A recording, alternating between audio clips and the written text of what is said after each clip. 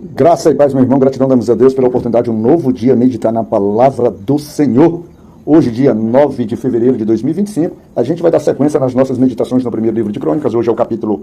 25, né?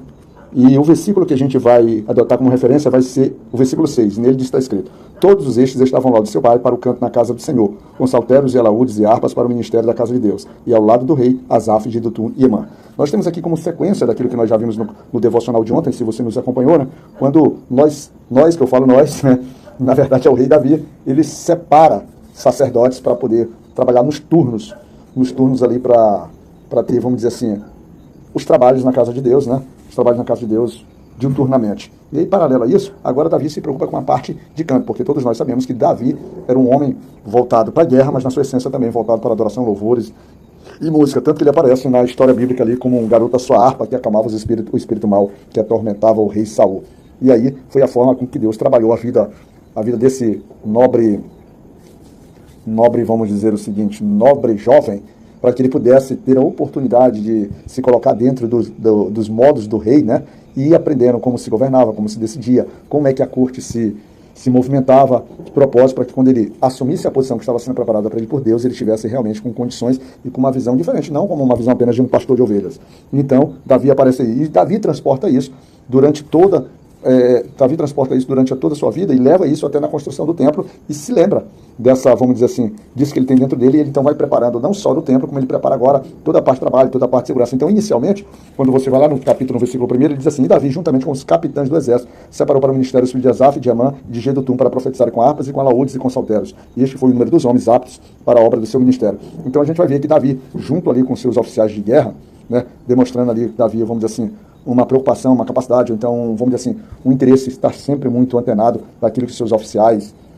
tinham em mente, ou quais eram as ideias deles, quais eram os propósitos, como eles entendiam ali o reino. Eles estavam sempre sendo aconselhados e consideravam isso. Então eles estavam ali,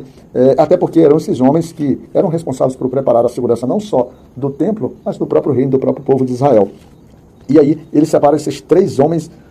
aqui bem definidos, Asaf, Emã e Jedutum. E aí são deles que vem vamos dizer assim, os seus filhos, né? Os seus filhos ali para poder fazer todo o processo de louvor e de adoração, porque eles vão ser cantores. E essas três pecinhas aí, elas são fundamentais, que eles são três excelentes músicos. E assim como lá no outro, o que é interessante a gente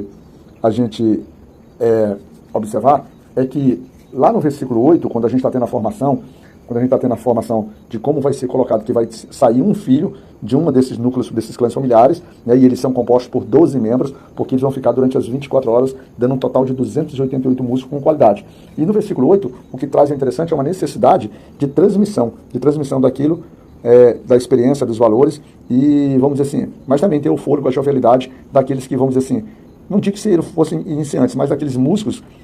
apesar de bons, mas ainda mais novatos nesse processo, mais jovens, né? Então, no versículo 8 diz assim: deitaram as sortes acerca da guarda igualmente, assim o pequeno com o grande, o mestre juntamente com o discípulo. Ou seja, eles acabaram juntando, eles não deixaram, a ideia aqui era não, vamos dizer assim, propor ou não permitir que apenas o grande com o grande ficasse, o inexperiente com o inexperiente, o jovem com o jovem não. Eles queriam um equilíbrio, né? Um equilíbrio nessa forma de adoração, nesse controle musical, nesse controle de louvores, para que ambos, o mais antigo ou o mais experiente fosse desafiado, mas desafiado no sentido de observar as inovações e o ânimo, e o mais experiente de forma também pudesse conter, inovar e fazer a transmissão muito mais com o propósito de transmissão de valores, para que aquela juventude se mudasse não só na sua habilidade musical, mas com seu coração também voltado para estar realmente voltado a louvar e a cantar de acordo com aquilo que agradasse o Senhor, estipulados ali pelos saltérios, seus instrumentos. E uma característica também muito, muito interessante é quando ele fala a questão por exemplo,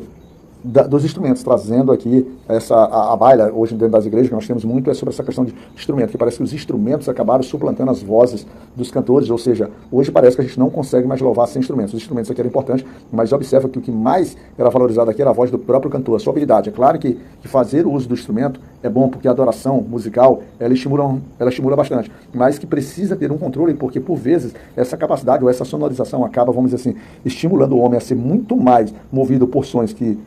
vamos dizer assim, aflora a sua pele, aflora em ritmo nele, do que efetivamente aflorar o seu lado espiritual. É um cuidado que também a gente consegue perceber nesse processo. Então é assim,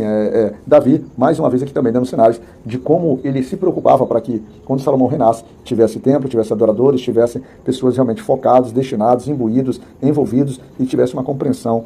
das suas responsabilidades dentro da casa de Deus. E aí você precisa entender nessa passagem, eu acho que a gente está vindo ali desde do capítulo 22, que é importante você compreender a tua missão dentro da igreja, o teu propósito, o teu trabalho, né, para que você possa desempenhar. A gente está usando aqui essas referências de músico, essas referências de porteiro, essas referências de sacerdote, mas são diversos hoje os ministérios que as igrejas trabalham, diferentemente aqui desses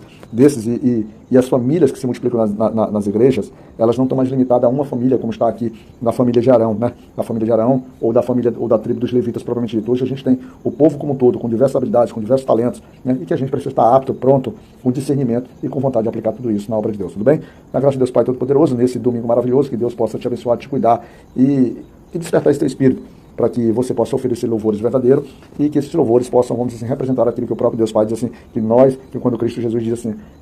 chegará a hora que procuraremos adoradores, ou seja, é chegada a hora, ou que Deus procura adoradores que o adorem em espírito e em verdade, tá bom? Fica na graça de Deus Pai, que Ele possa te cuidar, meu irmão.